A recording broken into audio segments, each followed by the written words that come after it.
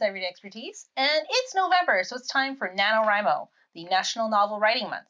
Each year, hundreds of thousands of writers at all levels of their craft commit to write at least 50,000 words in 1 month, essentially the length of a literary novel. Since NaNoWriMo is all about stimulating creativity and getting people creating, we've asked participants to sit down and talk about their goals and experiences with this now international event.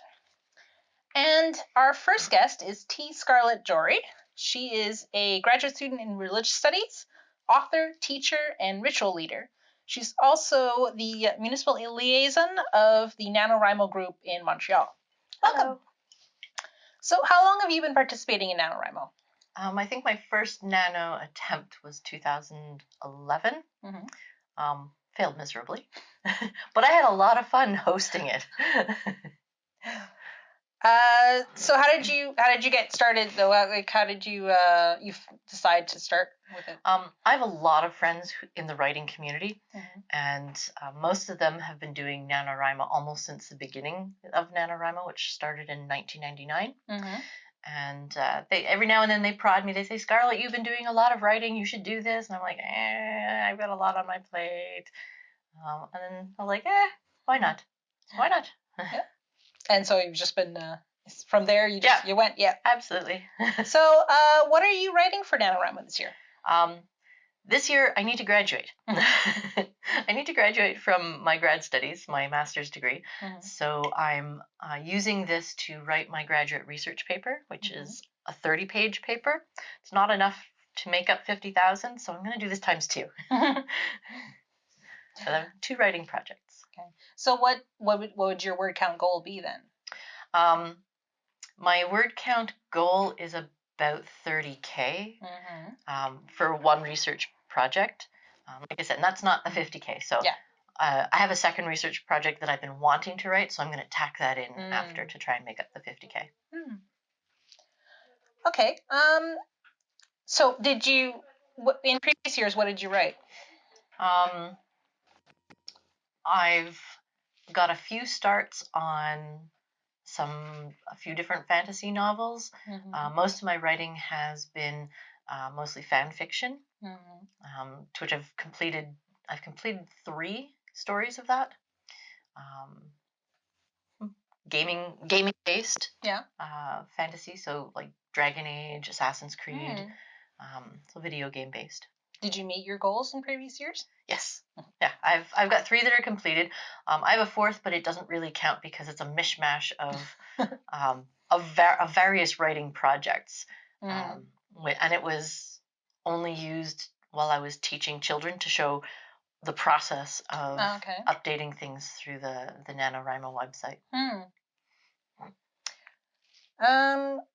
What is about NaNoWriMo that appeals to you especially? The push to write without editing.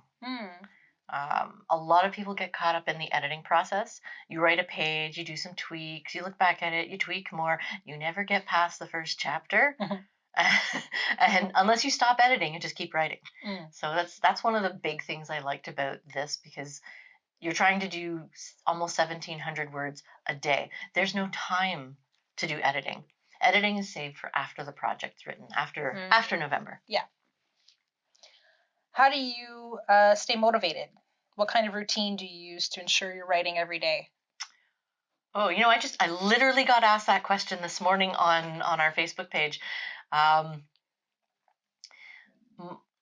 have the challenge of I've got grad school and I work part-time and I have a 4-year-old. So my schedule is not stable like it has been in other years. In other years, I wrote before class or I wrote on the bus, and I had lots and lots of time to do writing. Now it's is she going to nap today? No. Okay, let's try maybe after she goes to bed. So my usual writing schedule is Saturdays, like today, where I'm here at Argo. I'll go to different places to go and write on a Saturday, because then my husband can watch her, or after she goes to bed. So my best writing is 11 p.m. to 1 a.m. Well, there are a lot of writers who are like that. Yeah, so I'm a night owl. You're in a club. So, yeah. Do you do anything different during NaNoWriMo from your usual writing routine? I abandon other things to write. So the husband's like, so are you doing laundry today? It's like, nope, I'm doing writing. Well, it helps that your husband is understanding. He is. He knows that I do this. This is a 1 month thing. Yeah. He supports what I'm doing, and he knows this time it's really, really important because I need to graduate, and I'm using this as the push to get my papers written. Right. So, how did you get involved with organizing and being the municipal liaison for the NaNoWriMo group and the community events in the city? Kind of by accident. I do a lot of organizing of all sorts of things for a variety of different groups. Right. And I used, just across the street from this location, I used to have a shop, and I had started as what's called a come right in. Like Argo is a come right in location where they sign up with the NaNoWriMo organization to be an official host of a writing space. So I started doing that for a little while, for a couple of years. And then after that, I started doing randomly organizing write-ins in various places because I found there weren't write-ins in areas where I could write. Right. The municipal liaison, when I first started, was West Island based. And without a car, it takes me 2 hours to get to the West Island. So that was not really feasible for me. So I just started hosting write-ins in various places. I'd post up and say, hey, I'm going to be here doing a write-in if you want to come and join me for NaNoWriMo. NaNoWriMo used to do write-ins outside of people's homes, but fewer people want to do home-based write-ins where they allow the random public to show up. Yeah, that makes sense. Yeah. So I would set up different places around Montreal, and then the municipal liaison, her life changed and she moved and whatnot. And she needed a replacement, and she had teamed up with an older gentleman, Hendrik, who's the current co-liaison with me. And he needed some extra help, so I assisted for a couple of years, and then he said, I'm signing you up. I'm like, okay, I'm doing it anyway. Why not? Do you ever have trouble like getting venues stuff for your write-ins? The hard part is finding a venue that's not going to blare the music.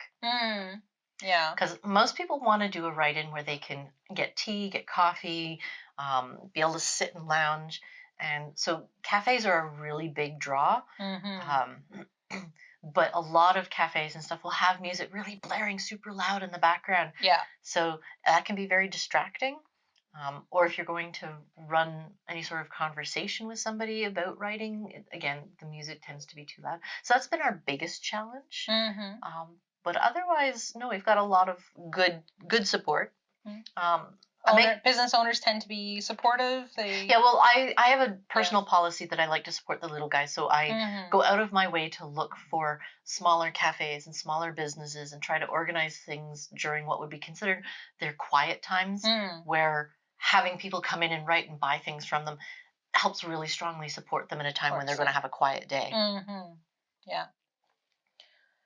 Okay, so essentially, how can people in and around Montreal participate in the NaNoWriMo community? Just right. No, you can. You go sign up on the website, so it's nanowrimo.org. Yeah. Look for the Montreal community, so that there's a list of events that people can see where the different write-ins are going on, what different activities are happening, join in the conversations. NaNoWriMo has a Montreal Facebook group that can be joined as well to keep up to date with what's going on. And we do things all through the year. So we just do a major push over November. Right. But there's also places, there's also like Camp NaNoWriMo, which is in the spring. I don't usually do Camp NaNoWriMo. Usually Hendrik handles the Camp NaNoWriMo. What is Camp NaNoWriMo? It's kind of like doing NaNoWriMo, but you set your word count goal as opposed to November, where you're given the 50,000 words 30 days. Yeah. So Camp NaNoWriMo, sometimes people use it as the editing project. Sometimes people will set themselves, I'll do a short story, or I'll do a poetic series. They'll pick different things. Right. Script writing tends to be really popular for Camp NaNoWriMo. So there's different things that you can do. Okay. And finally, do you have any advice for anyone wanting to participate? Show up at a write-in and have fun. My advice, strongly, have fun. If you're no longer having fun, then it becomes a chore, and when it becomes a chore, you no longer want to write, and you'll stop halfway through because you're too frustrated. Don't edit. You know, the editor that goes blah blah blah in the back of your head, ignore them. We used to have this little red button, and every time you had, you know, the secret editor trying to tell you to correct things, you'd smack the button and keep going. But yeah, don't edit. Write when you can. Enjoy. Have tea. If you can set like a writing routine, that's really good. It doesn't work in my case because, you know, the minute you have children, there is no such thing as routine for yourself. But if you can set a routine, like every morning you're going to write for 1 hour, and you dedicate that, and nothing else happens during those times. Some people will say, in that routine, have a playlist, for example. This is the writing playlist that inspires your work. So have that playing in the background. For me, it's tea. I dedicate a particular tea to my writing projects. Oh, that's interesting. So my dedicated tea right now is peach apricot, which is what I'm doing right now. So why peach apricot? It's very bright. Yeah. It's a very bright sort of. Usually I do like a grounding tea, but I need something that's going to keep me moving. Yeah. So the peach apricot has sort of that bright springy notes, despite the fact that we're going into like 0-degree weather shortly. I know. It's already like that. I think we've had our last good day of the season. Yeah. All right. Well, thank you very much. You're very welcome. I hope everyone comes out to the write-ins and says hello. This is, if I'm at something, you'll see this, and see her NaNoWriMo t-shirt. Yeah. And you can check out the links in the description below for the website and the Facebook group. And thank you, everybody, for watching. This has been Everyday Expertise. I'm Angela. Bye. Thanks for watching. We hope you enjoyed this interview. Be sure to share this video with friends and colleagues who may also enjoy this topic. Let us know your thoughts by leaving a comment below, or check the description for our social media. See you next time.